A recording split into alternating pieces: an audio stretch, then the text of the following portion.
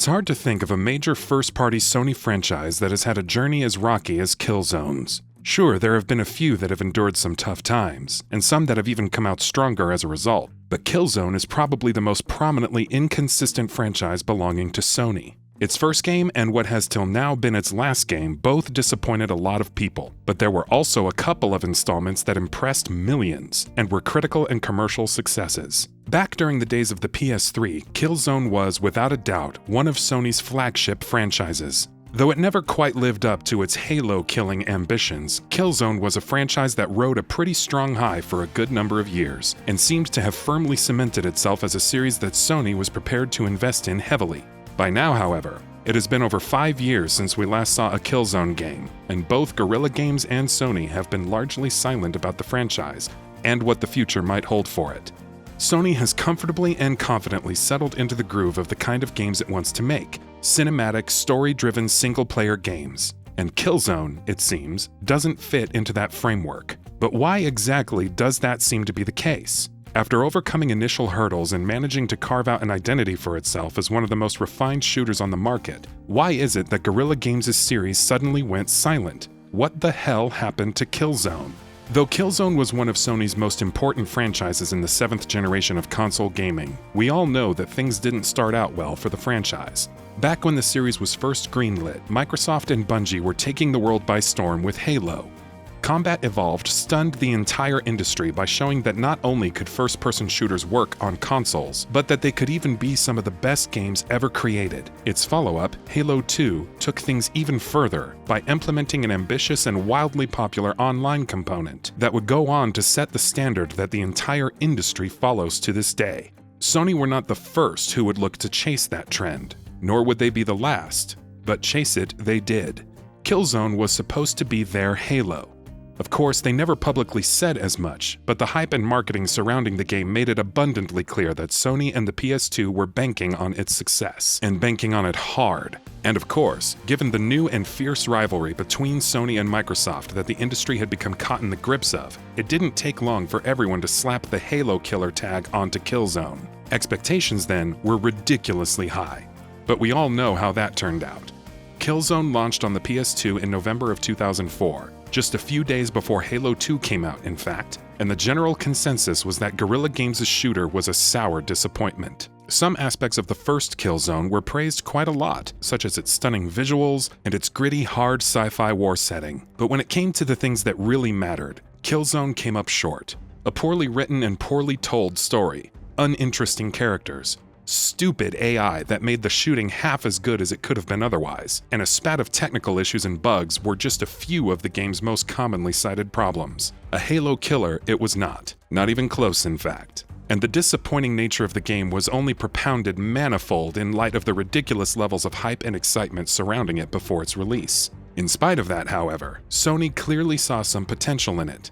Killzone may have been poorly received by critics and fans alike, but Sony had clearly seen enough from its sales and seen enough potential in the game itself that it was willing to turn it into a franchise, and let Guerrilla learn from its mistakes. The next Killzone game we saw was Killzone Liberation on the PSP, an isometric shooter that demanded a certain level of tactical thinking from players.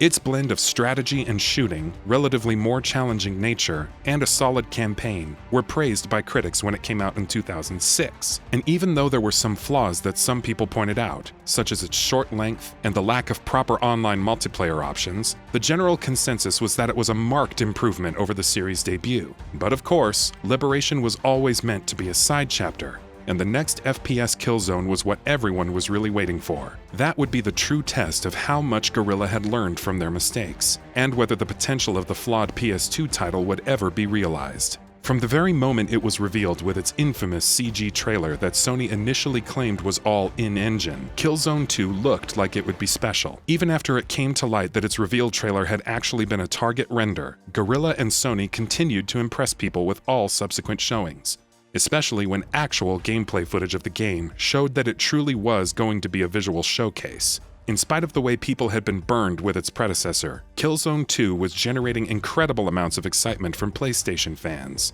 Unlike its predecessor, however, when it launched, it delivered on those expectations spectacularly. To this day, Killzone 2 is regarded as one of the best games in the PS3's library. It came out at a time when Microsoft was ruling the roost, and Sony was in desperate need of a win, and a win it was indeed. It was a technical marvel, first and foremost, displaying the powers and capabilities of the difficult yet impressive PS3 hardware better than any other game had at that point. Shooting was heavier and felt more deliberate, gunplay felt satisfying and weighty, and though criticisms surrounding its uninteresting narrative and characters were still thrown around quite commonly, it was with its multiplayer that Killzone 2 really won the hearts of millions. The competitive online component of Guerrilla's latest was played and loved by millions. The gulf in quality between the first and second Killzone games was almost unbelievable, and Killzone 2 is commonly cited as one of the best and most improved sequels ever made, and rightly so. Killzone 2 didn't do Halo numbers, of course. It was an extremely polished and very well-made first-person shooter. So of course, the Killzone train was going to keep on chugging along. Now that Sony and Guerrilla were beginning to find the kind of success with Killzone that they had always hoped they would, they weren't going to let that momentum die down. Killzone 3 launched almost exactly 2 years later in February of 2011 and was also pretty well received. While it didn't cross the 90 mark on Metacritic like its predecessor had, it settled into a respectable mid-80s range. Things such as its visuals, its exciting shootouts, and its addictive online component were praised once again, while criticisms surrounding storytelling and characters also continued to persist. It was essentially more of the same in almost every way possible. It did do some new things, but the PlayStation Move and the PS3's stereoscopic 3D capabilities were things that Sony had been pushing hard around the time of Killzone 3's release, mostly thanks to the success that others had seen in the same area. Options for both were included in the game by Guerrilla Games, and for the most part, they were very well done. Killzone 3 looked spectacular in 3D, while playing with the motion-based Move controllers was also a surprisingly intuitive experience. Stereoscopic 3D in games ultimately proved to be a fad, while motion controls never really became more than an ancillary way of playing games. So Killzone 3's achievements in those areas aren't remembered the way Sony and Guerrilla might have hoped at the time that they would, but they were impressive achievements nonetheless.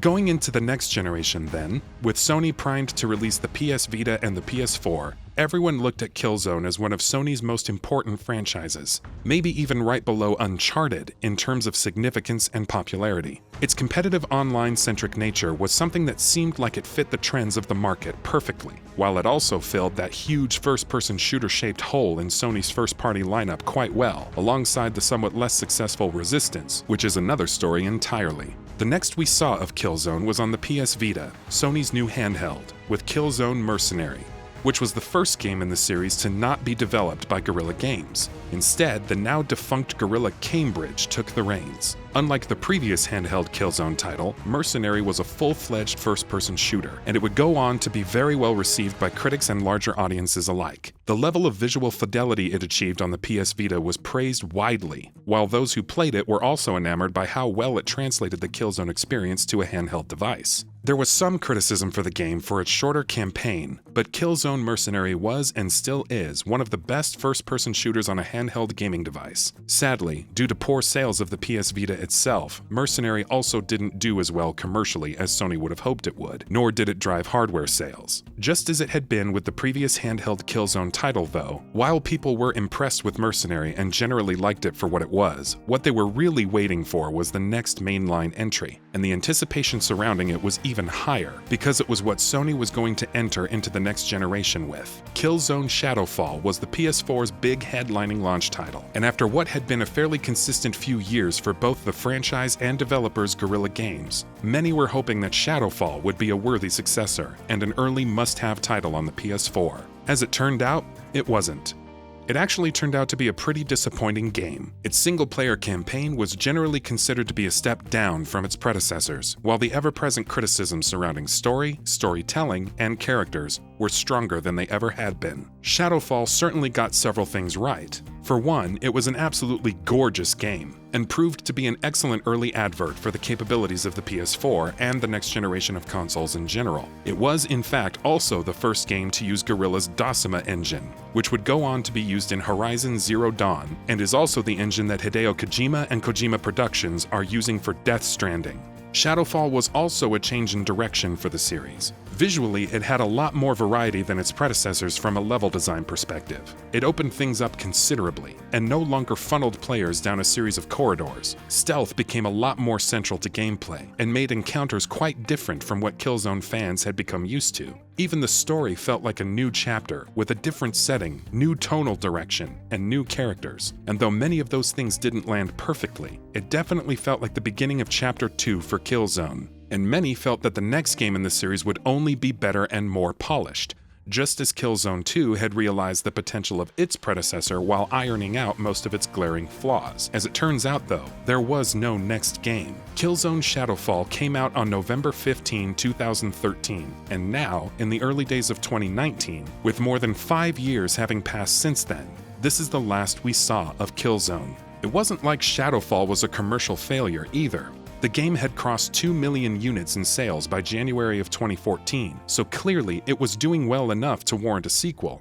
Both Guerrilla Games and Sony, however, have gone in a very different direction. While working on Killzone Shadowfall, Guerrilla had also begun developing a completely new IP. We now know that IP was Horizon Zero Dawn, a game that was absolutely stunning. The fact that Horizon's story, storytelling, world-building, open-world design, and characters were some of its biggest strengths should tell you as much. Even on a more macro level, over the last 7 to 8 years, Sony's focus has also clearly shifted, with them now preferring to make single-player, cinematic, narrative-driven games like Uncharted, The Last of Us, and yes, Horizon Zero Dawn. It's also worth noting that Sony has clearly found a lot more success with these kinds of games than it ever had with its exclusives in the past. Since 2015, its first-party titles have been on a roll, with games that follow this philosophy receiving unprecedented praise and selling surprisingly high numbers. The success that Sony has found just within the last couple of years with the likes of Horizon and Spider-Man, to say nothing of what Naughty Dog has accomplished with its games, is indicative that there's potential for long-term consistent success if PlayStation keeps heading in this direction. And clearly, looking at the games still bound for the PS4, it's a direction that they will keep heading in. Looking at this direction then, it's really no surprise that Killzone just doesn't figure into Sony's plans. The real question though is this: has Sony just dropped Killzone altogether? Do they want Guerrilla Games to focus entirely on Horizon and Horizon alone? That is a question that isn't easy to answer, because we haven't really received an indication as to what the future might hold for Killzone one way or another. While Guerrilla Games have expressed that they still love the franchise, both themselves and Sony have been largely non-committal and vague about the possibilities of a sequel. And really, looking at the impressive first-party lineup Sony has amassed and the level of success they have consistently found as a result, that's not all that surprising. For the first time in many years, Sony doesn't need to make a Killzone sequel. It's a franchise they can afford to let rest, maybe even permanently. That said, that doesn't mean that this is what will definitely happen. Armed with a stronger sense of what makes their games tick, coupled with the cash and popularity that the IP has inherently, there's a chance that Guerrilla and Sony might come back to Killzone eventually. Guerrilla Games, as we know, have recently been expanding aggressively, almost doubling in size, and with such an expansion it's natural to assume that the studio would like to not only churn out games at a faster rate, but maybe even work on multiple projects at the same time. There's nothing to say that they wouldn't want all hands on deck for Horizon 2, and we know there's going to be a Horizon 2. Or that even if they do work on 2 projects at once, that the second one wouldn't be a new IP. But Killzone is an established and successful franchise, so it's logical to assume, or at least hope, that Sony might want to return to it. Alternatively, they might even hand it off to another studio while Guerrilla Games works on other projects. That might all be speculation, but sadly, speculate is all we can do for now. Unlike with franchises like, say, Deus Ex and Mass Effect, where the publishers have been very clear about what the future holds for those properties, or Metal Gear, where circumstances have made its future abundantly clear even in the absence of any concrete work from Konami, Sony has said next to nothing about where Killzone is headed. The door isn't completely shut on the series, but given the direction Sony is headed in, the future doesn't look as assured as it once did either. Maybe Sony will find a way to bring back Killzone in a way where it can not only fit in with its current slate of first-party exclusives, but also stand toe-to-toe with them. But then again, maybe it won't. While Guerrilla Games have confidently transitioned from shooter to RPG, the fate of Killzone is uncertain, and all we can do for now is hope that the next couple of years brings some clarity. And that about does it for this video. If you enjoyed what you watched and want to see more from GamingBolt, please hit the subscribe button. Also, don't forget to switch on the notifications bell icon next to it. That way you'll never miss any of our videos. Thanks for watching.